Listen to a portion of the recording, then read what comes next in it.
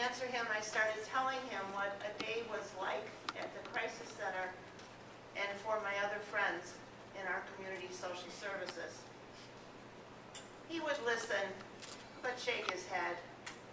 He really wanted his daughter to have a real job.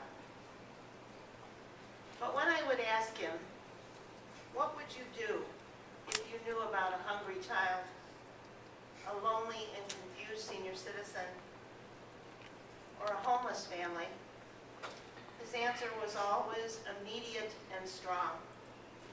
I would help them. I wish Dad was here today. All of this is really real. All of you are really here to help. You have taken the time to know and to respond, and we thank you. Diane has asked me to share a story of one of my very real memories of working at the Crisis Center. It's a memory from about 32 years ago. Somehow I remember those distant ones better than I do what I had for breakfast this morning. I will not leave out some of the possibly uncomfortable details because my hope is to make Debbie as real to you as she is to me.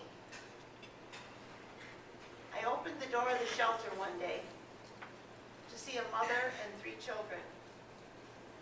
Before the mother could speak to me, one little girl rushed in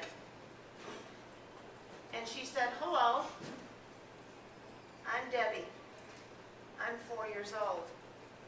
My sister's 6, my brother's 2, and my daddy beats me." Looking at Debbie, the signs of abuse were there, some of them quite fresh. There were bald spots on her head because the hair had been pulled out by the roots. There was a burn mark on her arm, and reading her file was like reading a litany of emergency room visits. But her smile lit up the room. And then she looked at me and said, "What's your name?" And when I said Gretchen, she wrinkled up her nose and she said, "That's terrible." Most of my life I would have agreed with her. So she said, "I'm going to call you Grinchen." I didn't think that was a lot better. But in any other family, Debbie would be the star. In this family, as it is often true with child abuse, she was the only child abused. In fact, the only 2 family members who had suffered abuse at the hand of someone who was supposed to love them were Debbie and her mom. For the next 3 weeks, Debbie was in charge of the shelter. She amazed all the staff and volunteers with her intelligence, her sense of humor. She had a mischievous streak, and her organizational skills at 4. She made sure everyone in her family had what they needed. She made it her business to know the rules and to mostly follow them. The day before they were to leave, Debbie was eating lunch with a group of residents in the kitchen. I walked in to get a cup of coffee and saw Debbie, the only child at the table, who was playing with her noodle soup. You know how they let the noodles fall off and fall into the broth and splash all over the table? That's what Debbie was doing. So I said all those mother things to her. "Come on, Deb, you're making a mess. Hurry up and eat. Your soup's going to get cold." Got my cup of coffee and went back to my desk. I came into the kitchen with my empty cup, and Debbie was still there, all alone, sitting at the table with a bowl of cold soup. Once again, I said all the mother things. "Come on, Deb, you got to help your mom clean the room. Today's the day you're going to leave. We need to get going."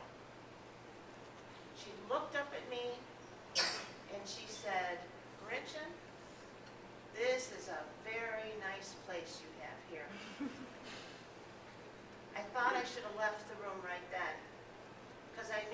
other shoe was going to fall. "Yeah, Gretchen," she said, "this is a really nice place you have here. There's only one thing wrong."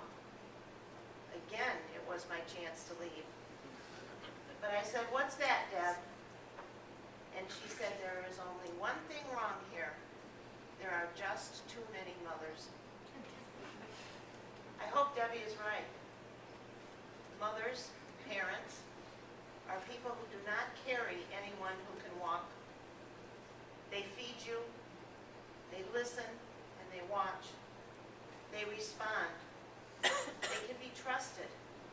They answer the phone. They come to the door. They are there in the middle of the night.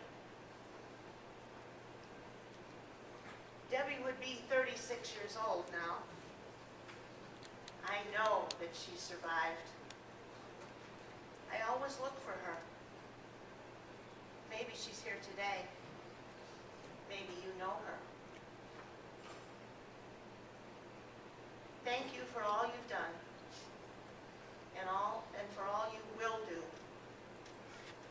As we know who are sitting here, it is wonderful to be blessed, but it is even better to be a blessing. Thank you.